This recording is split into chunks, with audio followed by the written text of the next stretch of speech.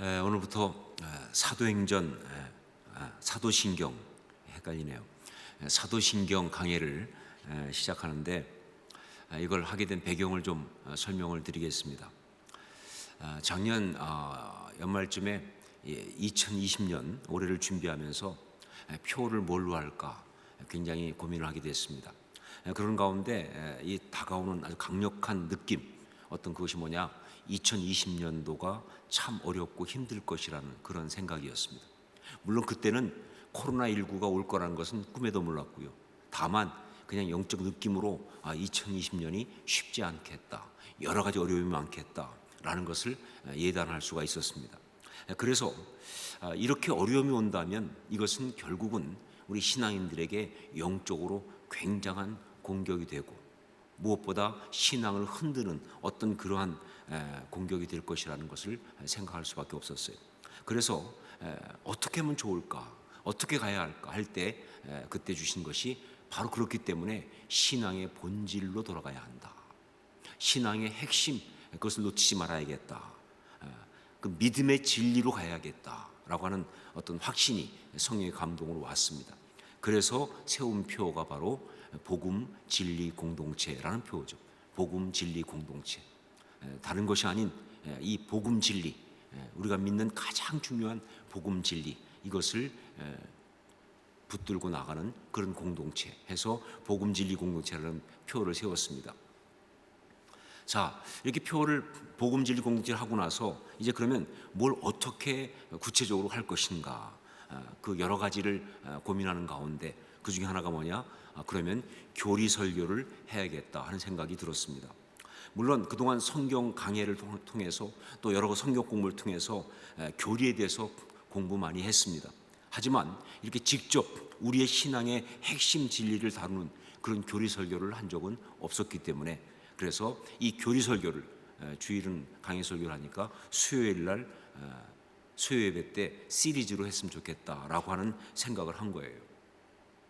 자, 그러고 나서 그러면 무엇을 설교할 거냐?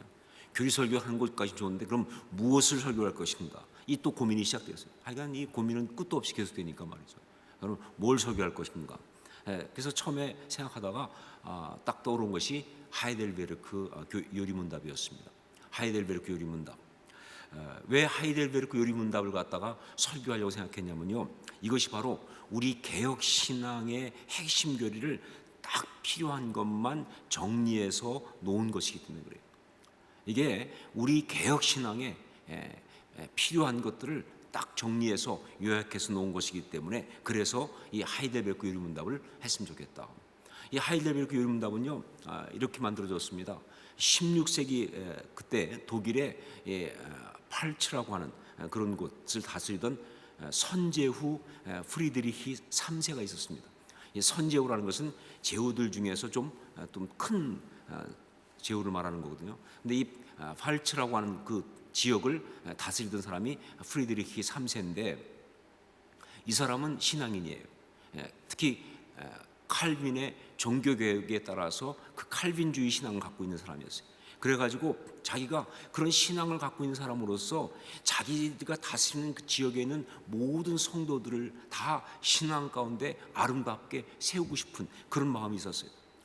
여러 가지 또 혼란도 많았기 때문에 그걸 이기면서, 그러면서 어떻게 하든 간에 성도들을, 이 다스리는 사람들을 잘 세우겠다 해서 생각한 것이 뭐냐, 어떤 중요한 신앙 고백을 좀 정리해보자. 그래서 그 지역에 있는 신학교의 저명한 교수이면서 또 신학자인 우르시누스라고 하는 사람, 이 사람이 사실은 이 하이델베르크 요리문답을 다 만든 거나 마찬가지예요. 우르시누스라는 사람과, 근데 참 재밌는 게 우르시누스 한 사람 신학자만 세워놓으면 신학자들은 또 좀 어렵잖아요, 그렇죠? 이게 좀 쉬워야 하는데 그런데 신학자들은 좀 너무 어려우니까 그래서 한 명을 더 붙였는데 그게 올레비아누스라고 하는 사람을 더 붙였어요. 이 올레비아누스는 누구냐면 목회자였습니다. 그쪽 교회를 감독하는 목회자였어요.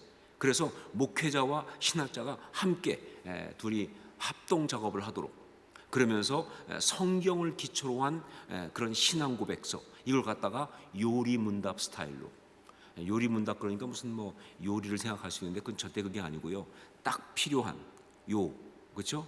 그 이론을 문답 스타일을 만들었다. 그래서 요리 문답입니다.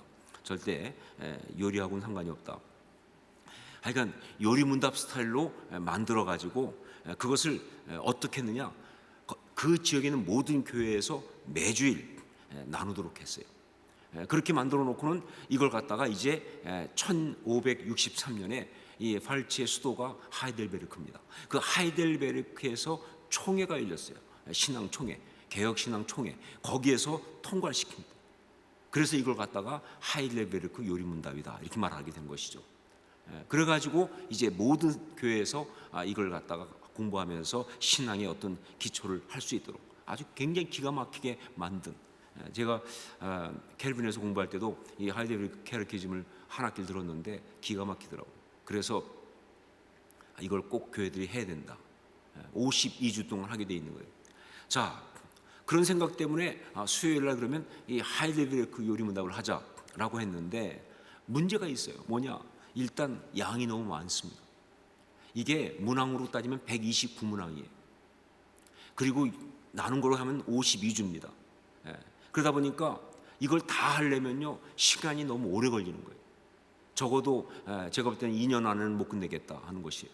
일단 시간이 많이 걸린다는, 양이 많다고 하는 그 문제가 있었고, 거기다가 또 우리 교회는 이미 하이델베르크 요리문답 성경 공부가 있었습니다. 그러다 보니까 이게 또 겹쳐요. 그래서 그것도 문제인데, 그리고 또 한 가지 뭐가 문제냐? 이 하이델베르크 요리문답을 하려고 딱 보니까 그 중에 하이델베르크 요리문답 중에 상당 부분이 십계명과 주기도문입니다. 십계명은 쭉 다루고 있고 또 주기도문을 쭉 다루고 있기 때문에, 근데 이미 십계명은 제가 수요예배 때 설교를 했습니다. 기억이 나실지 모르겠지만, 또 주기도문은 특세 때 했습니다. 절대 안 나겠지만 기억이. 그러다 보니까 이걸 십계명과 주기도문을 다 했으니까 그거 빼고 나머지만 하자니 또 뭐가 안 맞아요. 그래서 참 하기가 좀 난해하다, 어렵다 생각을 하고 고민했었습니다. 그러다가 이 하이델베르크 요리문답의 2부, 이게 하이델베르크 요리문답이 3부로 되어 있거든요. 1부가 뭐냐면 우리의 죄와 이 어떤 비천함에 대하여 하는 것이 첫 번째. 그리고 두 번째가 우리의 구속을 위하여, 이게 두 번째입니다. 그리고 세 번째가 우리의 감사를 위하여, 세 가지거든요. 그런데 그 중에 제 2부 우리의 구속을 위하여, 이게 사실은 신앙의 핵심이죠. 그 우리의 구속을 위하여의 주된 부분을 이루는 것이 바로 사도신경이에요. 그러니까 하이델베르크를 하지 말고 사도신경을 나누면 되겠다라고 하는 결론으로 간 겁니다. 그래서 이제 사도신경을 수요예배 때 하게 된 것이죠. 여러분, 이 사도신경은요 사실 좀 이런저런 말들이 있습니다. 특히 최근에 이단 쪽에서는 사도신경이 이게 잘못된 것이다, 캐톨릭의 어떤 그런 것이다, 혹은 어떤 음모가 있다 등등 나오는데, 그런 말이 있음에도 불구하고 아니요, 사도신경은요 기독교 역사 2000년 가운데 가장 많은 사람이 인정하는, 그리고 가장 많은 교회가 고백하는 그런 신앙 고백입니다. 이것은요 캐톨릭에서 어떤 나왔다, 캐톨릭에 쓴다라고 하는 이야기가 있지만, 아니 그렇지 않아요.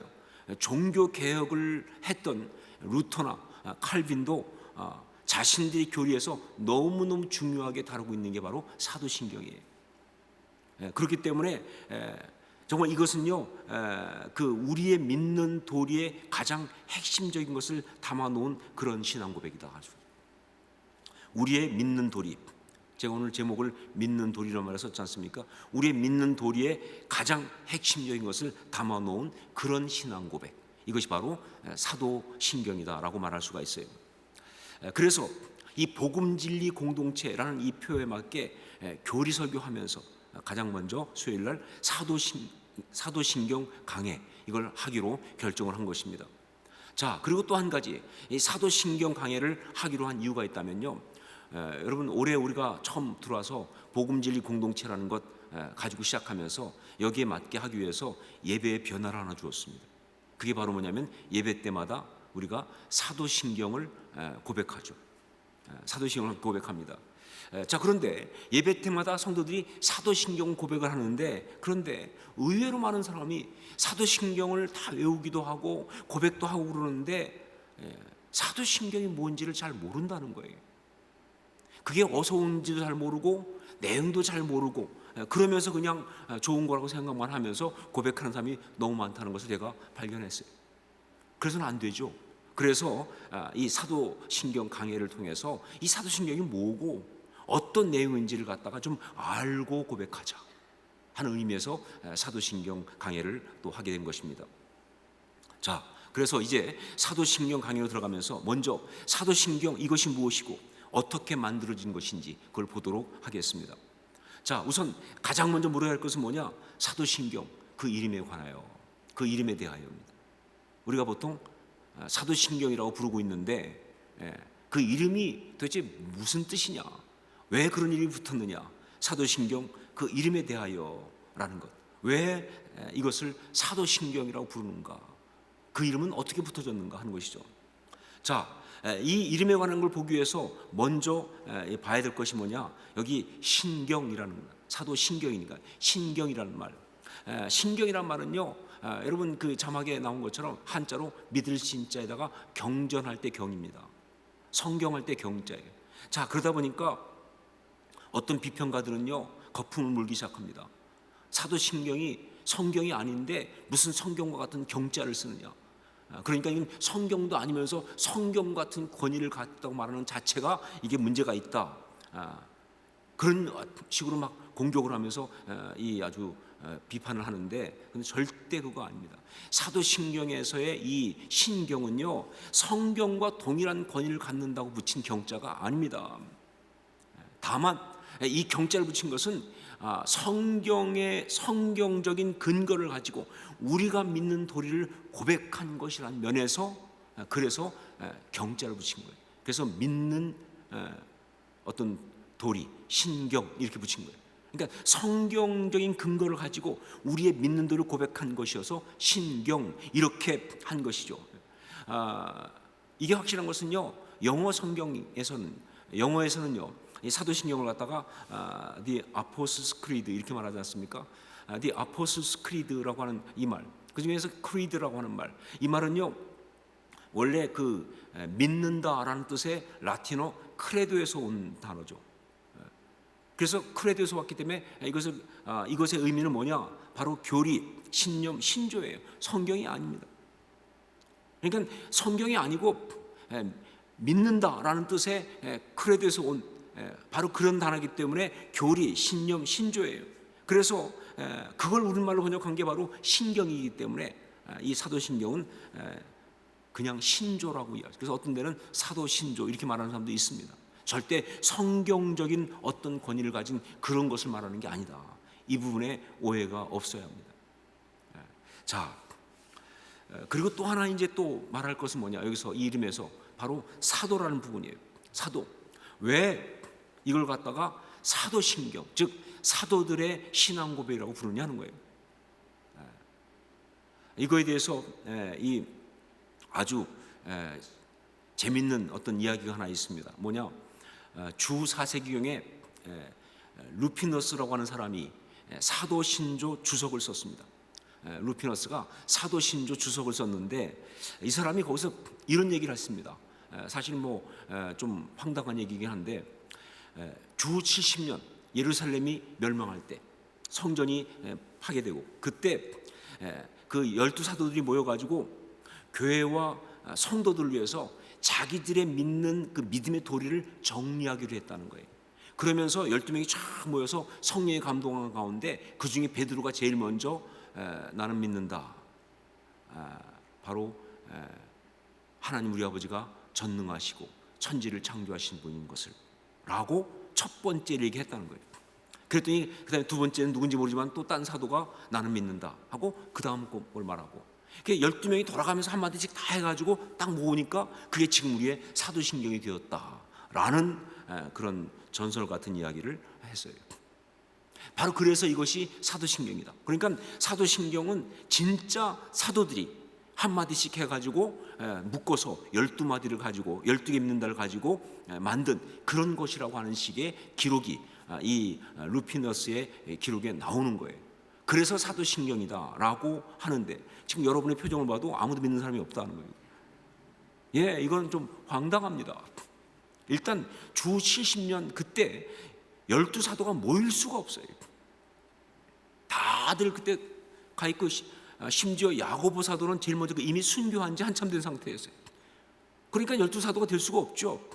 그러니까 이런 식으로 말하는 것 자체가 상당히 좀 황당무계한 이야기다 하는 것이죠. 자, 그런데 왜 이걸 갖다가 사도신경이라고 하느냐? 사실 그래서 사도신경이 아니라 이걸 사도신경이라고 하는 이유는요, 이 신앙 고백을 사도들이 직접 만들었기 때문에 그런 것이 아니라 이 신앙 고백의 근거와 근원이 바로 사도들의 신앙 고백이기 때문에 그런 거예요. 이 신앙 고백의 근거가 그리고 근원이 바로 사도들의 신앙 고백이기 때문에 그래서 이걸 갖다가 사도신경이라고 말하는 것이다. 좀 더 구체적으로 말하면요, 사도신경의 가장 근본이 된 첫 번째 어떤 사도들의 신앙 고백 중에 제일 유명한 게 뭐냐? 뭐 같으세요? 혹시 성령의 감동이 안 옵니까? 지금쯤 와야 되는데 말이죠. 사도들의 신앙 고백 중에서 사도신경의 근거가 될 수 있는 가장 처음에 나온 유명한 신앙 고백이 뭐예요? 사람들이 날 누구로 아느냐? 너희는 날 누구로 아느냐? 라고 했을 때 그때 뭐예요? 베드로가 튀어나와서 뭐라고 그랬습니까? 주는 그리스도시요 살아계신 하나님의 아들이시니이다 라고 했던 마태복음 16장 16절. 얼마나 참 이 성경이 친절합니까? 여러분이 외우기 쉬우라고 16장 16절이잖아요. 이 신앙 고백이 바로 사도신경의 첫 번 근원이 되는 신앙 고백이라는 거예요. 이게 사도들의 신앙 고백이에요. 근데 여러분 그게 타당한 것이 뭐냐면요, 사도들은요 신앙 고백을 다 이런 고백을 해요. 이걸 보여주는 좋은 예가 뭡니까? 바로 뭐예요? 지난주 수요일날 제가 설교했던 오셨던 분들은 기억이 나겠지만 바로 도마 이야기를 보세요.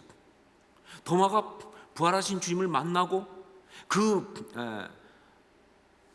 손의 못자국과 옆구리의 창자국 거기에 손을 넣어보라는 말을 듣고, 여러분은 지금 넣는지 안 넣는지 그건 관심이 있지만 그 다음에 한 도마가 한 고백이 뭡니까?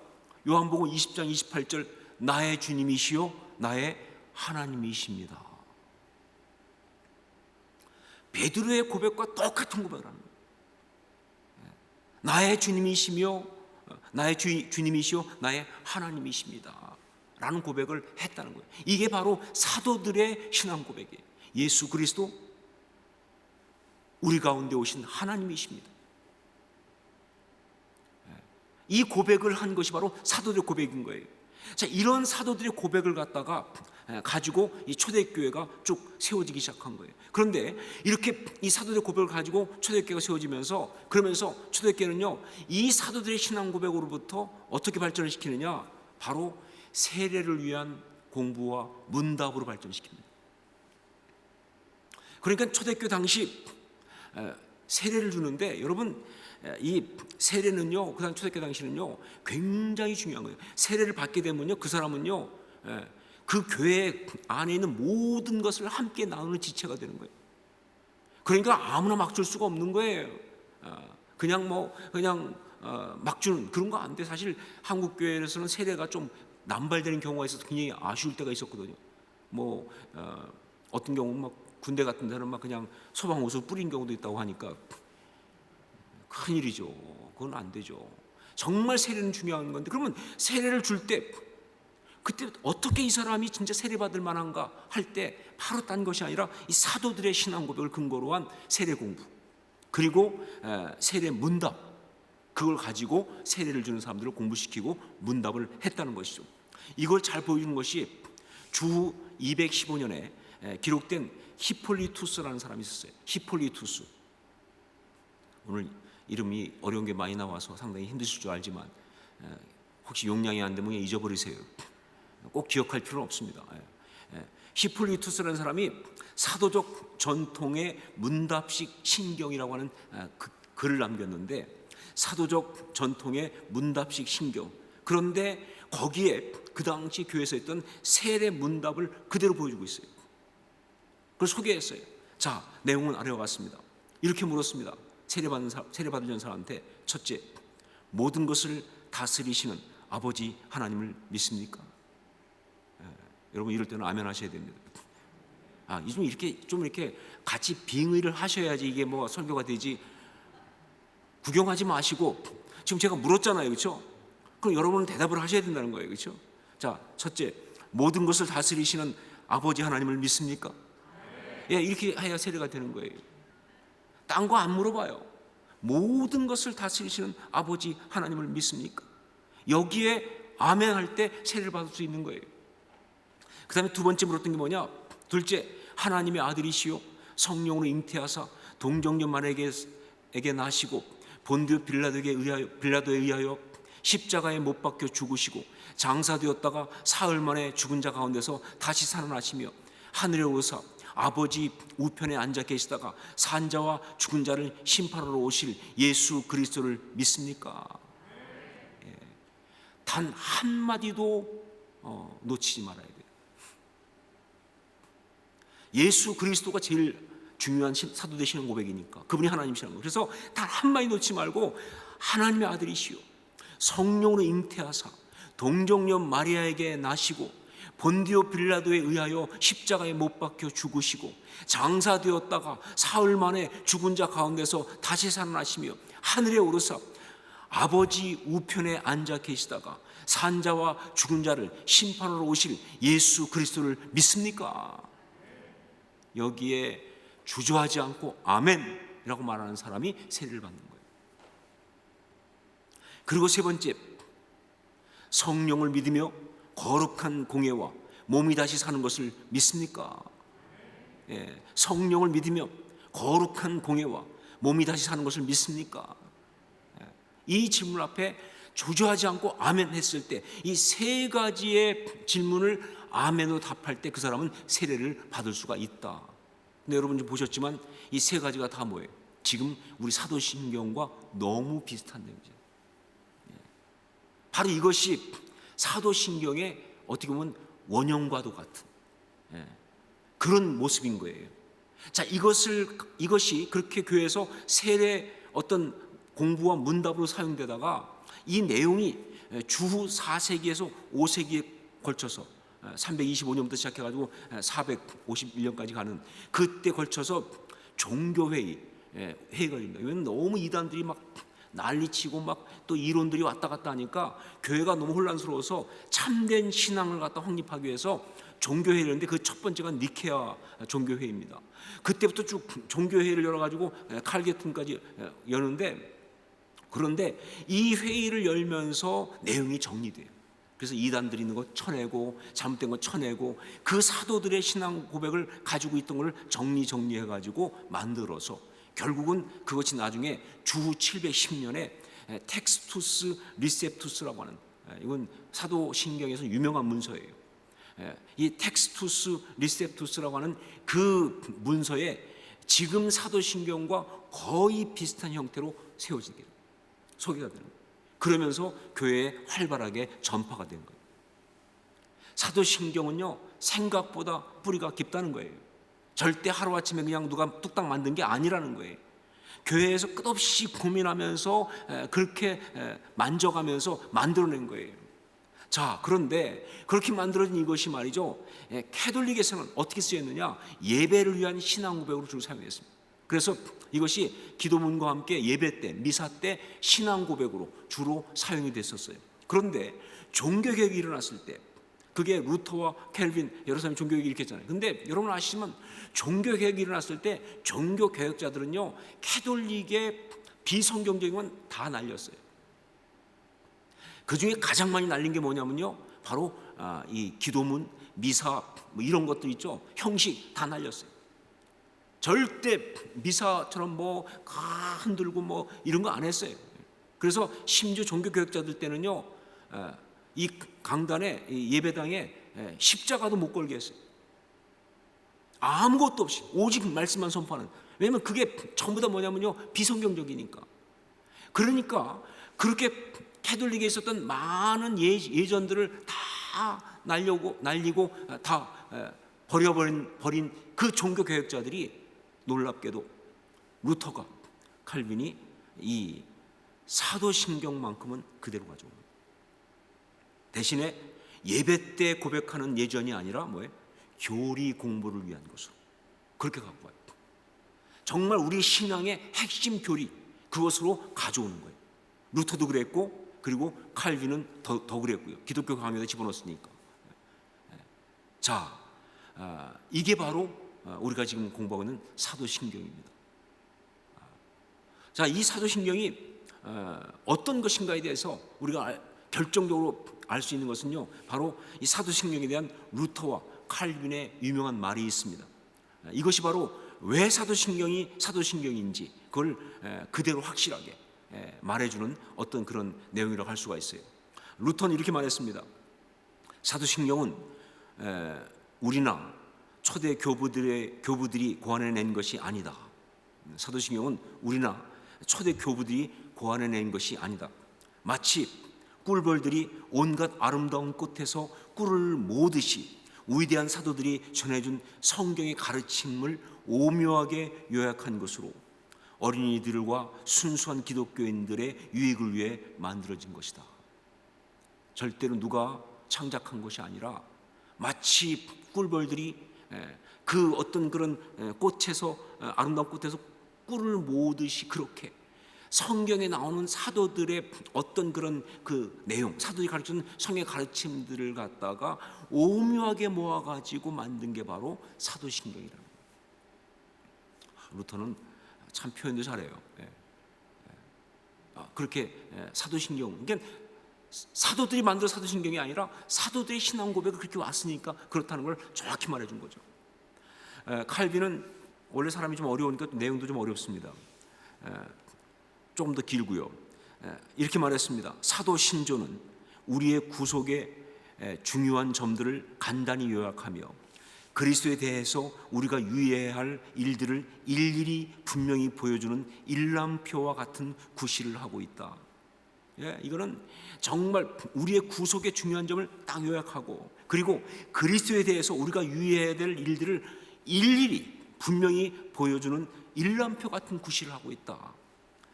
나는 신경이라고 부르지만 그 저자 문제는 전혀 고려하지 않는다. 나는 신경에 부르면 누가 지었냐는 나는 관심이 없다는 거예요. 고대 저술가들은 신경을 사도들에게 돌리는 점에서 상당히 의견을 일치했다. 즉 사도들이 직접 쓴 것이다 하는 말들을 했다는 걸 나 인정한다는 거예요.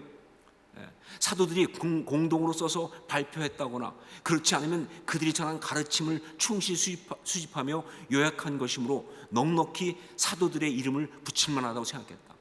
직접 만들었든지 아니면 그들이 가르침을 갖고 했던 여하튼 간에 오리지널은 사도들로부터 왔으니까 난 사도들 이름 붙이는 거 충분하다고 생각한다는 거예요.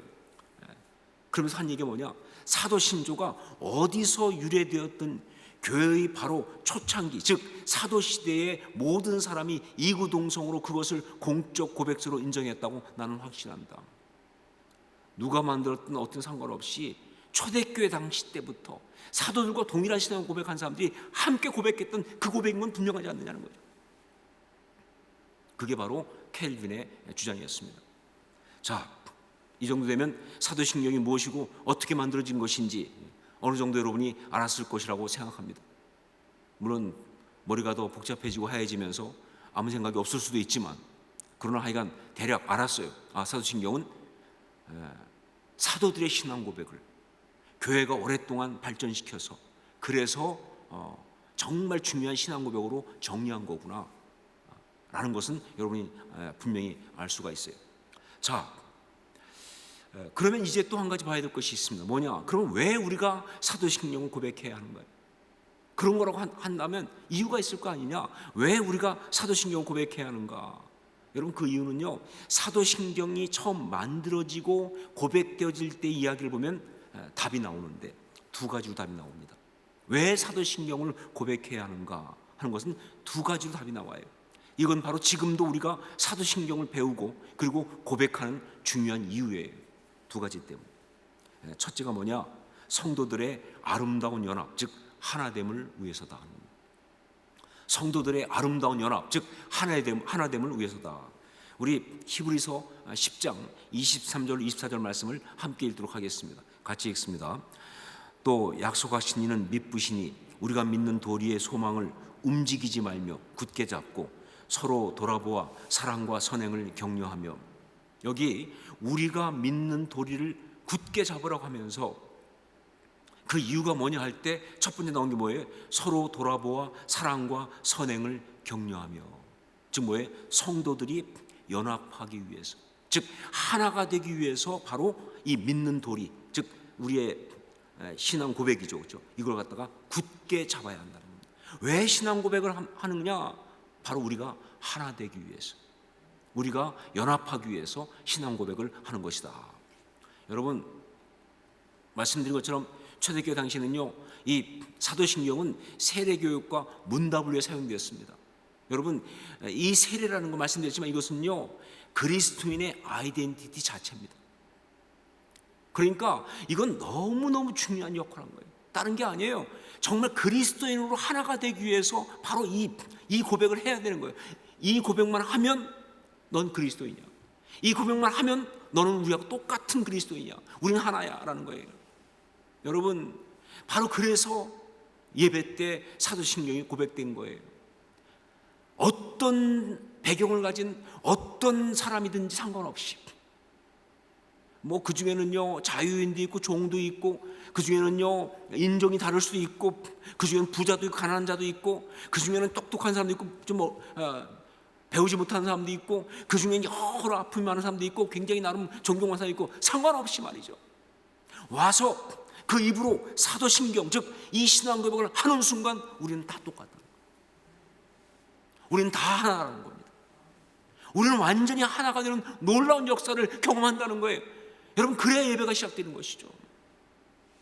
그러니까 예배 전에 사도신경이 고백되는 건 왜 중요하느냐? 그래야 그 예배가 진짜 예배니까 말이죠. 그 공동체가 그 공동체 맞는 공동체니까. 그렇잖아요. 네. 여러분, 그렇습니다. 우리가 정말 다 다른 존재고 상황이나 여건이나 개인적 특징이 다 달라도요, 여러분, 우리가 같은 신앙 고백하는 순간, 더구나 그것은 다른 것도 아니라 처음 신앙인이었던 그리스도인이었던 사도들이 했던 그 신앙 고백을 그대로 이어온 바로 그 고백을 우리가 함께하는 순간 우리는 완전히 하나인 거예요. 예, 사실 저는 아직도 부산 사투리가 잘 익숙하지 않습니다. 몇 번 시도했지만 여전히 어색하다. 그러나 여러분, 제가 신앙을 같이 고백하는 순간 내가 부산 사람이고 아니고는 아무 상관이 없어요. 그냥 우리는 하나인 겁니다. 전 선교 나가보면 그런 감격을 너무 많이 받아요. 다른 민족인데, 다른 인종인데 말이죠, 같은 신앙을 고백하는 순간 우리는 더 이상 다르지 않아요. 형제야, 자매야, 같은 공동체예요. 이게 교회의 신비입니다, 여러분. 솔직히 교회는요, 다른 거로 묶일 수가 없어요. 그렇잖아요. 여러분, 교회가 뭘로 묶여요, 지금? 지금 이 교회 여러분 오시는데 여러분들 뭘로, 여러분이 무슨 멤버십? 뭘 받으셨어요, 멤버십이요? 아니요. 오직 교회가 하나가 될 수 있는 건 딱 한 가지예요. 우리가 같은 믿음을 고백한다는 거예요. 같은 믿음을 고백한다는 것이 바로 우리를 하나로 묶는 거예요. 바로 그런 면에서 사도신경은 너무너무 중요한 거예요. 바로 우리가 하나가 되기 위해서, 연합하기 위해서 우리는 고백을 해야 하는 것이다 하는 것이죠. 그건 처음부터 그랬고 지금도 마찬가지입니다. 그 다음에 두 번째, 또 한 가지 이유가 있어요. 뭐냐? 미혹하는 자와의 영적인 싸움에서 이기기 위해서입니다. 미혹하는 자와의 영적인 싸움에서 이기기 위해서입니다. 우리 히브리서 10장 25절 말씀을 함께 읽겠습니다. 10장 25절 함께 읽습니다. 모이기를 피하는 어떤 사람들의 습관과 같이 하지 말고 오직 권하여 그날이 가까움을 볼수록 더욱 그리하자. 예, 여기 말씀에 나오지만 우리가 이렇게 하나님의 어떤 그런 하나의 믿음 아래서 한 공동체로 아름답게 서서, 그래서 정말 같은 신앙 고백을 해가지고 정말 이렇게 귀한 공동체 이루고 신앙생활하는 것을 너무너무 싫어하는 것들이 있어요. 절대 가만두지 않는 것이 있어요. 반드시 회방하는 것들이 있습니다. 그게 마귀 아닙니까? 그게 악한 것들 아니에요, 그렇죠? 왜? 우리 같은 믿음을 고백하고 하나가 되면요, 이건 이 땅에 천국을 이루거든요. 그러니까 그거 못하게 하려고 말이죠, 그걸 회방하고 그걸 무너뜨리는 어떤 미혹하는 세력이 있어요. 진리를 미혹하고 정말 이 믿음의 고백 같은 걸 미혹하는 그런 세력이 있는 거예요. 여러분, 말씀드렸지만 이 사도신경이 나오게 된 초대교회 배경 가운데는요, 가장 중요한 게 바로 뭐냐? 이단과의 싸움이었습니다. 이단들과 싸우기 위해서 그래서 이 사도신경이 발전해 나가는 거예요. 그래서 아까 얘기했지만 종교회의를 거치면서 사도신경이 계속 잡힌 이유가 뭐냐? 이단들이 자꾸 나오니까 천해교회에서 그런 거예요. 너무나 그것들이 교묘하게 성도를 미혹하면서 교회를 갖다가 어지럽히고 막 난리를 치니까 그걸 이기기 위해서 사도신경이 만들어진 거예요. 왜냐하면요, 이런 이단들의 속임과 미혹을 이기는 가장 강력한 방법이 뭐냐? 그건 바로 내가 믿는 이 믿음을 아주 분명하고 선명하게 고백하는 것, 그거거든요. 여러분, 마귀가 우리를 공격할 때 그 마귀 이기는 방법이요, 많이들 생각하는 건 나사렛 예수 이름 명하니 마귀가 떠나갈지어다 이렇게 하면 마귀가 떠나간다고 생각하시는데, 제가 마귀한테 최근에 들은 바로는 전혀 겁을 안 먹는다는 거예요. 그까짓 거 뭐 한두 번 당해봐, 그렇죠? 마귀가 정말 무서웠던 건 뭐냐면요, 마귀를 향해서 뭐 나가라, 뭐 가만 안 두겠다 협박하는 게 아니라 바로 우리가 우리의 믿음을 고백하는 거예요. 나는 예수 그리스도 나의 주님을 믿습니다. 나는 하나님 나의 아버지를 믿습니다. 우리 믿음을 고백하면요, 미혹하는 자들이 그 순간 그 미혹하던 모든 것들을 가지고 그냥 다 팽개치고 떠나갈 수밖에 없어요. 안 통하니까, 그게 안 먹히니까 말이죠. 어떤 것보다 강력한 것이 바로 우리의 신앙 고백이거든요. 마귀를 이기게 하는.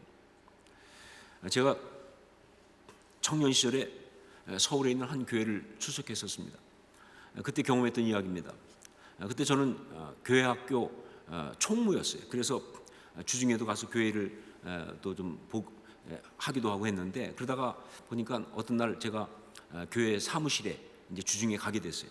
갔다 보니 근데 그 사무실 가 보니까 어떤 제가 모르던 분이 와 있더라고요. 근데 보니까 딴 사람들 다 아는 것 같아. 거기 부목사님도 있었고 뭐 사무장님도 있었고 그랬는데, 근데 그분은 누구냐면 그 교회 출신인 분인데 신학교를 갔던 분이고, 그리고 신학교에서 독일로 유학을 갔다가 독일에서 박사학위를 받고 신학 박사학위를 받고 다시 귀국하신 분이에요. 여러분, 뭐 그냥 박사도 아니라 신학 박사인데 그 독일에서 받아왔어요. 그러니까 막 그냥 그 자체로 그냥 봐서 이 스펙이 그냥 어지럽죠, 그렇죠? 그분이 이제 그렇게 신학 박사를 받아가지고 와서 이제 자기 모교에 와서 담임 목사님께 인사하려고 왔다가 마침 담임 목사님이 좀 어디 갔다 좀 늦게 들어오시니까 기다리면서, 그러면서 이제 그 사무실에 와서 옛날에 알던 분들하고 얘기도 하고 그러는 거예요. 그런 쭉 얘기를 하는데 이분이 와서 얘기하다가 제가 보니까 이 자기가 이제 독일에서 공부하고 온 그런 것들을 조금 잘난 척을 하고 싶었던 것 같아요. 그렇잖아요. 공부하고 왔으면 좀 잘난 척 해야 되겠어요. 그래가지고 다 얘기하면서 그런 얘기하는 거예요. 우리가 뭐 성경에 나오는 이야기들 가운데 참 많은 것들이 사실은 사실이라고 말할 수 없는, 소위 말하면 신화화, 일종의 그 미톨로지, 신화화됐다고 하는 그런 아주 막 최근 이론이죠. 막 자유주의 신학 쪽을 막 그러면서 한 얘기가 예수님이 동정녀에게 탄생했다는 이야기도 그게 어떻게 사실일 수 있겠냐고. 그거는 일종의 신화화된 스토리를 만든 거라고. 그리고 예수님이 죽은 자 가운데서 3일 만에 부활했다 하는 이야기도 역시 신화화된 그런 거라고. 막 이분이 막 그냥 좀 어려운 얘기를 써가면서 막 이렇게 얘기하더라고요.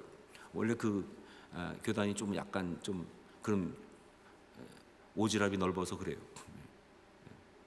그랬더니 그분이 그렇게 얘기하니까 거기 사무장님은 원래 그분은 신학교를 좀 다녔던 분이거든요. 그래서 그랬는지 갑자기 그 독일 신학 박사에게 동의하면서 막 자기도 좀 아는 얘기를 더 하면서 그렇죠 뭐 이러면서 뭐 성경이라는 게 다 그렇게 막 문자대로 해석하면 안 되고 뭐 이렇게 좀 의미도 있고 뭐 이렇게 하면서 막 또 얘기를 하는 거예요.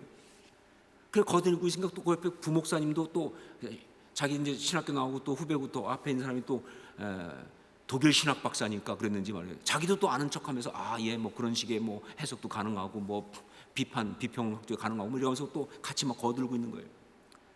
그러면서 막 그냥 다들 그 독일 신학 박사 잘난 척에 같이 빨대를 꽂고 같이 있었어요. 그러고 있는데 거기에 저 말고도 또 한 분이 있었는데 사찰 집사님이 계셨어요. 근데 이 사찰 집사님은 고향이 어디냐면 경상북도 안동 근처 어디예요. 정확히 모르지만. 근데 이분은 아주 시골인데 굉장히 양반들이 있는 그런 좀 아주 오지에서 태어나셨어요. 그래가지고 어릴 때 학교를 안 가고 서당을 다니셨어요. 그러다 보니까 공교육을 제대로 못 받아가지고 나중에 일반 교육은 그냥 겨우 국민학교, 초등학교만 나오고 더 이상 공부를 못했어요. 그리고는 이제 농사를 지으면서 이제 뭐 시골서 있었던 그런 분인데 이분이 그 참 재미있게 예수 믿었어요. 뭐냐면 그렇게 유교 가운데 있다가 이 청년 때 자전거를 타고 가다가 이렇게 타고 좀 약간 좀 동네에 좀 떨어진 가다가 거기서 그 마주오는 어떤 그 처녀를 봤어요. 근데 동네 처녀가 아니고 좀 딴 옆 동네 처녀인데 보는 순간 너무나 반해갖고 자전거에서 떨어졌어요. 사람이. 그러니까 처녀를 보고 너무 한눈에 반해가지고 자전거에 떨어졌어요. 그러면서 이제 그 처녀를 쫓아다녔는데 그 처녀가 예수 믿는 처녀였어요. 그래가지고 이 사람이 그 양반 마을에서 예수 믿었던 거의 죽음인데 그 처녀 때문에 교회를 나간 거예요. 그런데 갔다가 처녀 때문에 교회 나갔는데 너무 감사하게 처녀 때문에 교회 갔는데 예수님을 진짜로 만났어요. 그래가지고 완전히 뒤집혔어요. 그래갖고 막 그냥 그래서 결혼도 하고 그리고 집에서 핍박받아가면서 그러면서 막 신앙생활 하고 시골 교회를 막 섬기면서 말이죠. 그러다가 이분이 이제 마음에 더 거룩한 사역자가 되고 싶은 꿈이 있어가지고 그래서 서울로 이제 상경을 한 거예요. 가족 다 데리고. 그리고 와서 먹고 살아야 되니까 그 교회 사찰 집사로 들어온 거예요. 와서 있으면서 밤에 검정고시 공부해가지고 이제 하나씩 따서 이제 신학교로 가기 위한 준비를 하고 있었고 그때는 신학교로 막 들어갈 그 무렵이었어요. 굉장히 좋은 분들이에요. 제가 뭐 만나서 같이 교제를 많이 했는데 진짜 양반이에요. 사람이 아주 부드럽고 예의가 있고 절대 남한테 무례한 소리를 하거나 그런 사람이 아니에요. 아주 좋은 분들이었어요. 제가 기억하기로. 그런데 그날 그 자리에 그분이 있다가 갑자기 사찰 집사님이 벌떡 일어난 거예요. 그러더니 그 독일 신학자, 신학 박사 그 목사님과 거기에 동조하는 무리들을 막 얘기하는 그 얘기를 하는 그 가운데 이분이 벌떡 일어나더니 정말 추상 같은 어조로 떨면서 선포했어요. 나는 많이 못 배워서 잘 모르지만 한 가지는 믿습니다. 나는 목에 칼이 들어와도 예수님께서 동정녀 탄생하신 것과 그리고 그 예수님께서 우리 죄를 위해서 십자가에 죽으시고 그리고 3일 만에 다시 살아나셨다는 성경 말씀을 그대로 믿습니다. 저는 그때 사람의 말이 얼마나 파워풀할 수 있는지를 처음 알았어요. 사무실 약간 제 상상도 하면 책상이 흔들리더라니까요. 제 느낌으로 그랬어요. 책상이 흔들리는 것 같았어요. 아주 단호하게 나는 목에 칼이 들어와도 예수님께 동정녀 탄생하신 것과 십자가에서 나를 죽으시고 3일 만에 부활하셨다는 성경 말씀을 그대로 믿습니다. 그랬더니 말이죠, 막 분위기가 갑자기 요즘 말로 갑분싸잖아요, 그렇죠? 갑자기 확 바뀌면서 막 같이 그 빨대 꽂았던 사람들도 막 어쩔 줄 모르고 그러고 있는데, 야, 그러면서 그 독일 신학 박사가 갑자기 아니 뭐 나도 안 믿는 건 아니고 나도 믿지만 뭐 이러면서 꼬리를 확 내리더라고요.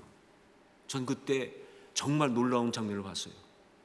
독일 신학 박사가 경상도 국졸에게 무참히 깨지는 상황을 봤어요. 학력의 문제가 아니다 하는 것이죠. 여러분, 그래요. 우리가 세상에 나름 세련되고 나름 뭐 멋있게 만든 수없이 많은 미혹들을 이기는 방법은요, 우리의 신앙 고백을 선명하게 하는 겁니다. 다른 게 없어요. 세상은 정말로 강력하게 우리를 미혹하거든요. 물질 가지고, 명예 가지고, 흐름 가지고, 어떤 그런 뭐 세상적 학식을 가지고, 이데올로기 가지고, 지금도 여전히 미혹하는 자들은 엄청나게 미혹하고 있는데 어떻게 이길 것이냐 하는 거예요. 어떻게 이길 것이냐. 그건 이미 2000년 동안 우리 신앙생활 했던 것과 똑같이 한 가지밖에 없습니다. 다른 게 아니에요. 바로 사도들이 했던 고백과 똑같은 우리의 믿는 이 믿음의 고백을 아주 분명하게 선명하게 올려드리는 그것밖에 없다고 믿습니다. 그래서 사도신경이 중요한 거예요. 그래서 우리가 사도신경을 고백하는 거예요. 여러분, 사도신경은요, 나는 믿습니다 라는 12개의 고백이에요. 아까 말씀했지만 12명의 사도가 했다고 얘기 나올 만큼 사도신경은요 12개의 나는 믿습니다라는 선포로 되어 있어요. 그 중에 먼저 성부 하나님에 대한 믿음의 고백과 선포가 한 가지예요. 전능과 선지를 만드신 하나님 아버지를 내가 믿사오며, 성부 하나님에 대한 믿음의 고백과 선포가 하나예요. 그리고 성자 예수님에 대한, 왜냐하면 사도들의 신앙 고백은 예수님께 집중되기 때문에 성자 예수님에 대한 믿음의 고백과 선포가 6가지예요.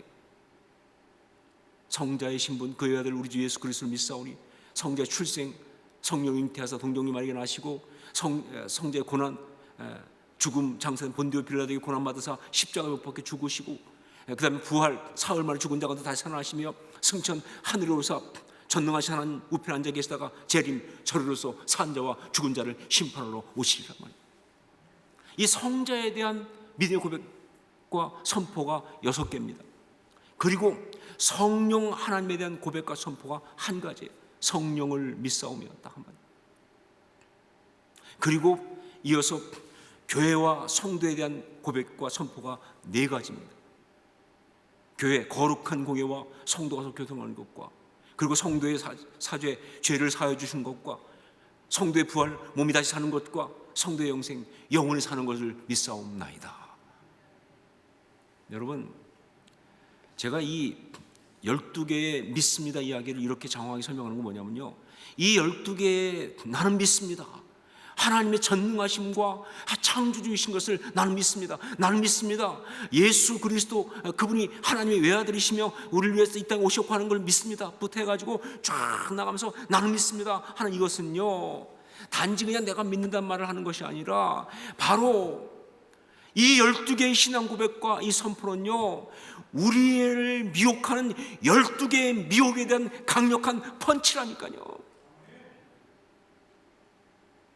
그냥 믿음의 고백이 아니에요.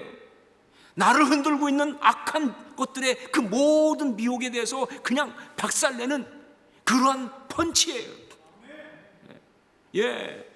정말 우리 가운데 가만히 들어와서 신앙을 흔들면서 하나님의 사람들을 무너뜨리고 교회를 파괴하려고 하는 악한 것들의 공격에 대해서 그 모든 걸 박살내는 강력한 고백이고 선포 12개입니다.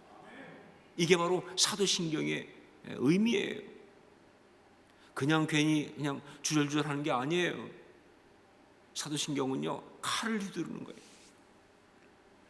우리 미혹하는 대적을 향해서, 그 의심을 향해서, 우리를 얼마나 의심하게 만드니까, 우리를 얼마나 흔들리게 만드니까, 아닌 것 같다 생각이 얼마나 들게 만드니까, 그 모든 것에 대해서 아주 싹을 잘라버리는 말이죠. 칼을 휘두르는 것이, 그게 바로 사도신경이에요. 사도신경은 그렇게 고백을 해야 하는 겁니다. 여러분, 다시 말하지만 우리를 미혹하고 공격하는 악한 것들에 대해서는요, 우리가 믿는 바 이것을 갖다가 단호하게 고백합니다. 정말 불안하고 힘들 때 흔들리지 않고 나는 하나님이 살아계시며 내 아버지인 것을 믿습니다. 그럼 끝나는 거 아니에요, 그렇죠? 끝나는 거 아니에요. 무슨 주님이 어디 계실까, 역사하실까, 어떻게 될까, 그 순간 말이죠, 나는 믿습니다. 우리 주님께서 십자가에서 나를 위해 죽으시고 장사된 지 사흘 만에 부활하셨다는 사실을 나는 믿습니다. 살아계십니다, 주님은. 그리고 하늘에 오셨다가 다시 심판으로 오실 것을 믿습니다. 끝나는 거 아니에요, 얘기는요. 보세요. 교회가 그래, 신앙생활에 이게 맞아, 이런 순간에 말이죠, 나는 믿습니다. 거룩한 공회와, 설명하겠지만 교회는요, 우리 작품이 아니에요. 교회는 인간이 만든 거 아닙니다. 그런데 내가 왜 교회를 흔들어요? 왜 의심합니까? 나는 교회를 믿습니다. 이게 하나님이 세우신 것이라는 것을. 쌍뚜름 꼬미니움, 성도의 교제, 이건 세상의 사람 사귀는 게 아닌 하나님이 주신 기가 막힌 축복인 것을 나는 믿습니다. 그런 순간 끝나는 거 아니에요. 어디 상처가 발을 붙여요. 이것이 바로 사도신경. 이 사도신경을 매주 수요일마다 나눌 것입니다. 우리 신앙 고백을 고백하고 선포할 것입니다. 그러면서 이 혼란하고 어려운 시간들, 어느 때보다 미혹이 많은 시간들을 넉넉히 이기고 나아가는 사랑하는 주의 사람들이 다 될 수 있기를 주의 이름으로 축원합니다. 우리는 이제 고백을 시작했습니다. 계속 고백하고 선포하고 나가십시다. 기도하겠습니다.